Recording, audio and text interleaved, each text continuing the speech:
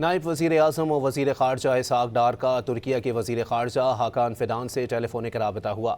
دونوں وزرائے خارجہ نے حالیہ علاقائی صورتحال اور پیش رفت پر تبادلہ خیال کیا۔ دونوں رہنماؤں نے اتفاق کیا کہ علاقائی چیلنجز سے نمٹنے اور امن و استحکام کے فروغ کے لیے مذاکرات اور سفارتکاری ہی آگے بڑھنے کا راستہ ہے۔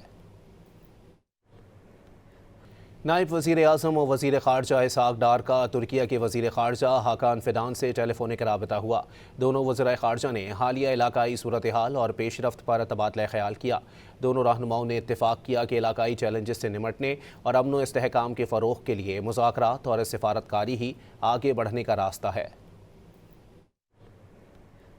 نائب وزیر اعظم و وزیر خارجہ اسحاق ڈار کا ترکیہ کے وزیر خارجہ حاکان فیدان سے ٹیلی فونک رابطہ ہوا۔ دونوں وزرائے خارجہ نے حالیہ علاقائی صورتحال اور پیش رفت پر تبادلہ خیال کیا۔ دونوں رہنماؤں نے اتفاق کیا کہ علاقائی چیلنجز سے نمٹنے اور امن و استحکام کے فروغ کے لیے مذاکرات اور سفارتکاری ہی آگے بڑھنے کا راستہ ہے۔